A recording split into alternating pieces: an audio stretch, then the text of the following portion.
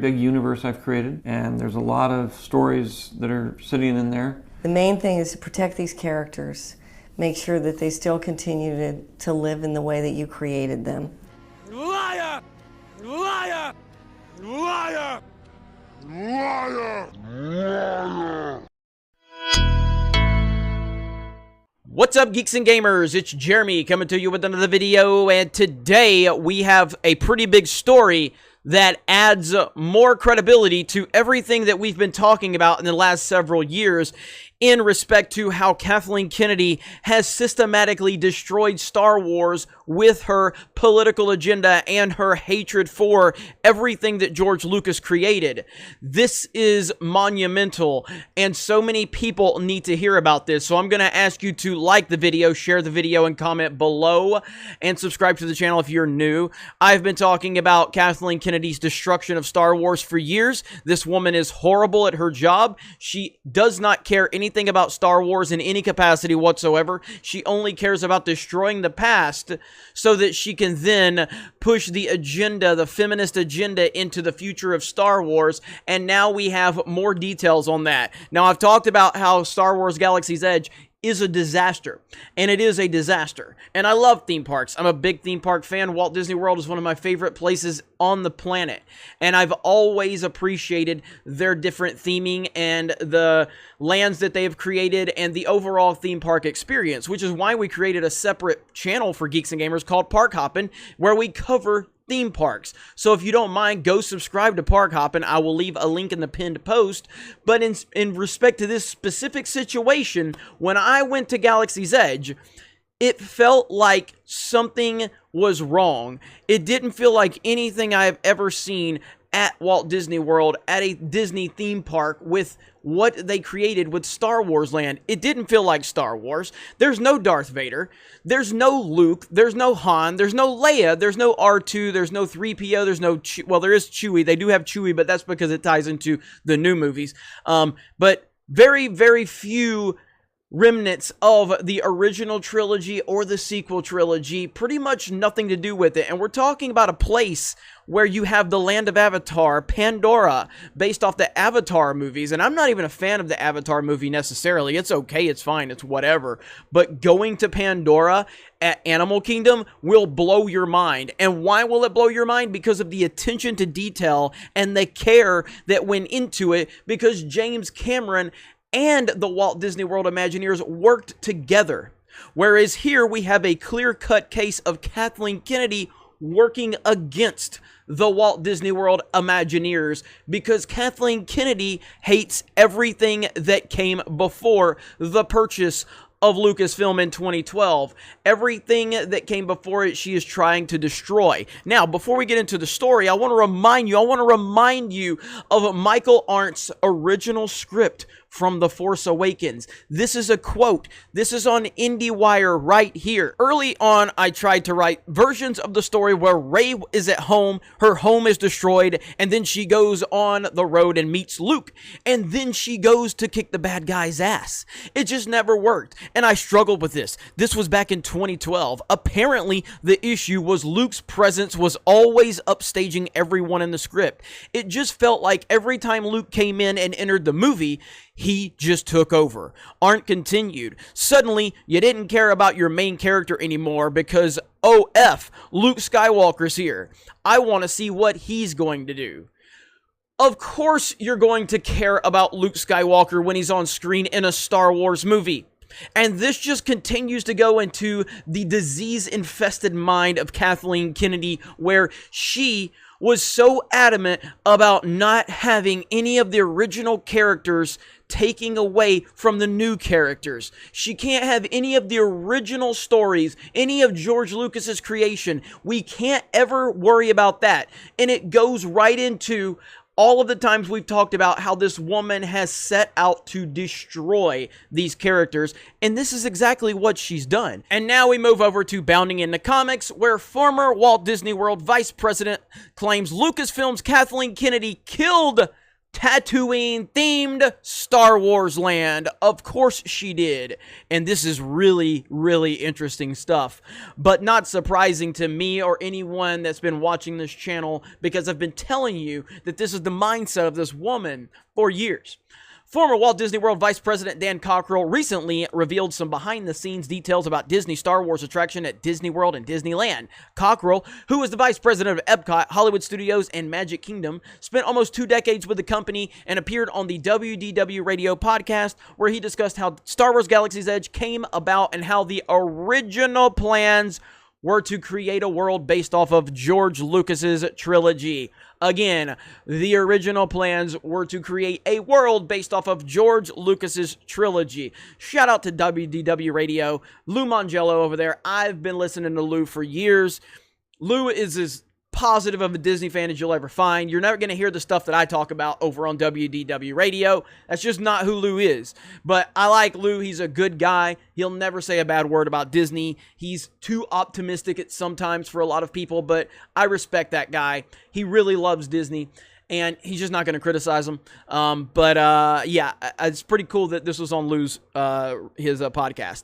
As first reported by Pirates and Princesses, Cockrell detailed what the original plans for Galaxy's Edge were. He explains, we just had purchased Lucasfilm, and it started to become the talk about, okay, if we're going to bring that to life, what are we going to do? And Hollywood Studios ends up being the place where that's where it seemed to fit the best, and it was the park that needed an update the most to replace some of the experiences. He continued, so we worked on the project for a couple of years. There were artists, we were looking at layouts of the park. You just get a big aerial view and you get a big magic marker and you start saying, what if this were here? What if that was there? And you start blocking off these big chunks of space, and that kind of drills all the way down. And you keep going until you get to the attraction level and what the offerings are, he said.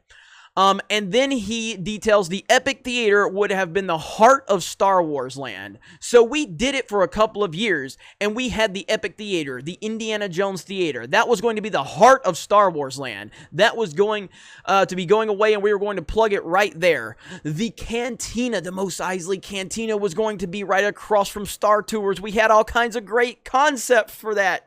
Damn it, this sounds cool. He continued, we had gotten way down the path on art drawing, and we hadn't gone into architecture drawings or anything. He then details they received a call that changed quite a bit of their years of planning. And then we got a call one day. They said, well, we got some news for you all. And the Imagineer guys, they've all heard this line many, many times during their careers. I had never been through this. He then provided details on the call. They said, well, yesterday, Bob Iger met with Kathleen Kennedy, who, as a lot of people know, was sort of George Lucas's protege and headed up Lucasfilm. And they had a conversation. They had a meeting. And Kathleen Kennedy, her point of view was, there are way more Disney Star Wars stories ahead of us than behind us. I really don't like this woman. He continued, so we really should think about, do we want to build a Tatooine and build what the 50-somethings remember Star Wars is, or do we want to build something which is going to appeal to all the upcoming generations who are going to know the new stories?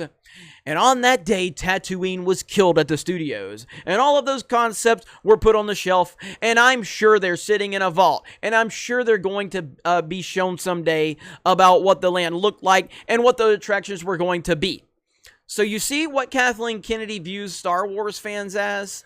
She views us as a bunch of 50-somethings, and how we don't need to cater to those people. We don't need to worry about the 50-somethings, everybody. We don't need to worry about the people that built Star Wars and kept Star Wars alive for 40 years. We don't need to worry about those people. That is the Kathleen Kennedy mindset. That is what I've been telling you for almost 3 years now on this channel, that this woman is horrible. She is so terrible. I'm going to put that clip of me, I'm going to replay that 2-minute clip that somebody that can't stand me put on Twitter to try to make me look bad, because it has never been more true than right here, right now. This woman is terrible. She is horrible. Kathleen Kennedy is garbage.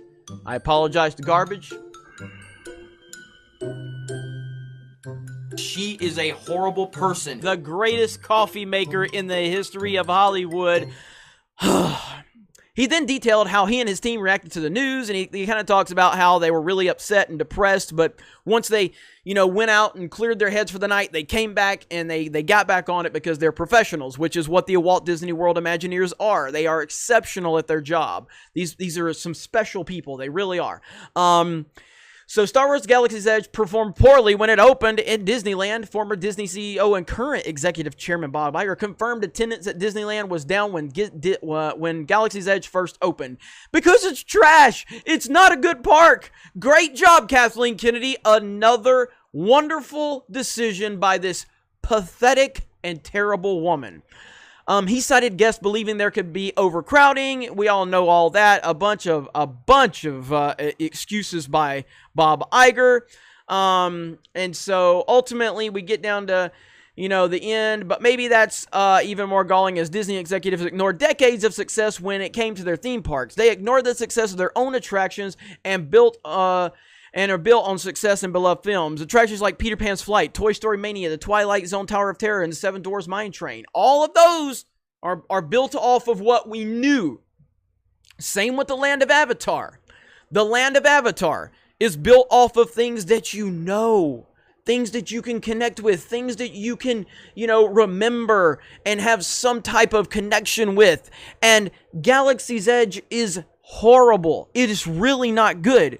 It feels like you're in Iraq. It does not feel like you're in Star Wars. It doesn't feel anything like Star Wars.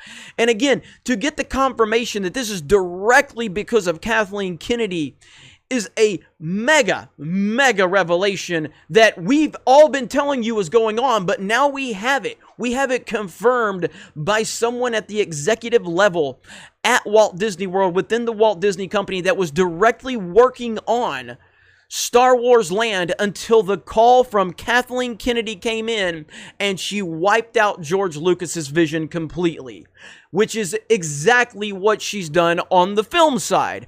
Again, I have been telling you for years that this woman is terrible at her job. She is worried about a feminist agenda, and she has absolutely, positively not one single bit of respect for George Lucas, his legacy, the Star Wars fandom, or anything that came before it. She does not care.